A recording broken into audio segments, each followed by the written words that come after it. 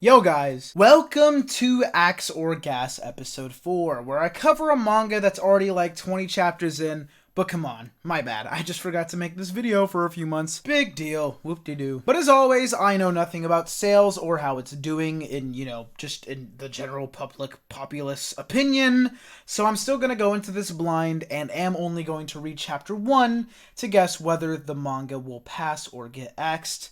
This is going to be a short one, but if you have read the manga, then I bet you want to hear my thoughts. Like and subscribe for more, because I plan to do this for every new Shonen Jump manga until either I pass away, Shonen Jump stops producing manga, or until I stop giving a fuck about said manga.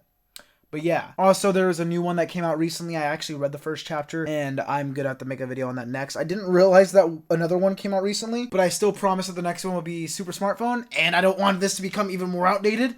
So I'm recording this now. And then hopefully the new series, it's called, let me actually check real quick. It is called Ginka and Gluna. I probably pronounced that wrong. But that is new, so I will try and get that review out before it's outdated. So that'll be episode 5. But for episode 4, here we go. If you haven't read the manga, I'm literally only covering chapter 1. So you can go and read it in less than 5 to 10 minutes and come back, because I'm not explaining the entire story. I'm tired of doing that shit. However, TDLR. MC is too smart for his own good and decides to do the bare minimum. He has a childhood friend that just happens to be a woman. 7 years ago, MC's brother went missing without a trace. That's not good. One day, the MC... Okay, I'm gonna stop calling him MC. His name is Q. Q finds a little electronic device in his bag. It can answer almost any question. Kind of like it's a super smartphone or something. LOL! He uses it to find a lost little girl and save her indirectly. So now, it seems that he's gonna try and use it to save his little brother. I left out a lot there, but that's pretty much the first chapter paraphrased. What I didn't mention is that the phone has some set rules. I won't go through all of them, but for example, you can search any information intentionally made by humanity, as well as its location, but it is limited to things that exist on Earth. It can also communicate anonymously with any communications device, if I remember. Okay, I'm checking it. Yes, that is one of them. Also, some information seems to be locked behind a paywall, kind of like a shitty video game, where the more he uses the smartphone, the more points he unlocks, and in turn can do more in the future. I'm assuming his brother will have been taken by aliens or some shit, because it does show that the US had contact with aliens. That's his moment where he tests to see if this thing works or not, so that's how he found it out. And the rule that's explained having to do with things only on Earth or whatever, so maybe they're trying to tease that very early, but maybe I'm getting ahead of myself and that's just coincidence.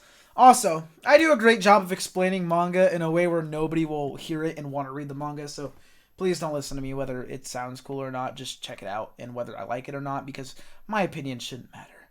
Yours should.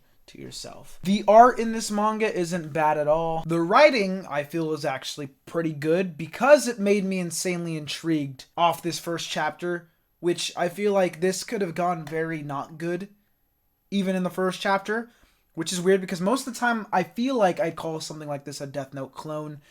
And like I was saying, the overall execution of just chapter 1 did well. And off of what I've seen, I feel like the mangaka or the author has thought a lot about the setup and won't fumble, kind of like Earthchild did. I feel like that series, the author kind of lost their way immediately. But I don't know, that chapter 1 was pretty good. But I'm just saying, I feel like if another author tried to write this story, it might not have been as good even right off the bat, because it is kind of a obnoxious premise, Smartphone that can search up anything. But it works. At least so far. So yeah, we have a smartphone paired with the individual who can bring the most out of its features. Kind of reminds me how, I know, I brought up Death Note clone. It's not. I'm just saying, it reminds me. Kind of like how Light Yagami was the perfect candidate to abuse the rules of the Death Note. But all that aside, the real question is Super Smartphone a gas series or an axed series? It is definitely gas. Come on now. If this story is done properly, I pray that we get to read more. Only if the story is done properly. Because it could easily, like I said, the premise already is obnoxious, but if it's written obnoxiously, people will fucking hate it. Right now, I think it's actually, off this first chapter, I don't know how it is later, off this first chapter, it doesn't seem too bad. But that's the thing, like I always say, I hate doing it off first chapters, because first chapters is still judging a book by its cover almost. Maybe if I got like 3 or 4, then I could be like, okay, we're seeing where they can go. Because the first chapter establishes the series. It's still a very important chapter. But you can come back from a bad first chapter, and you can easily fall off from a great first chapter. But we move. I can't wait. The next manga that gets canceled will probably be my first axe or gas, correct or wrong. So if Aliens Area gets axed, I'll be right. If it keeps going, I'm wrong. Ruri Dragon, I am praying to the gods gets to stay.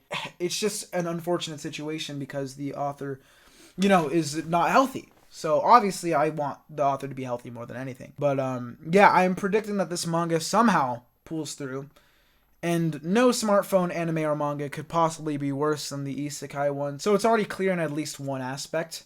It does seem like the series, like I said, it could easily fall apart. Not only because of what I was saying, but with big brain series like this one, I feel like the author's got to be extra careful for it not to feel like some bullshittery. But yeah, best of luck to Tomisawa and Hidano on this manga. I will see you guys next time. Subscribe if you're new, and peace.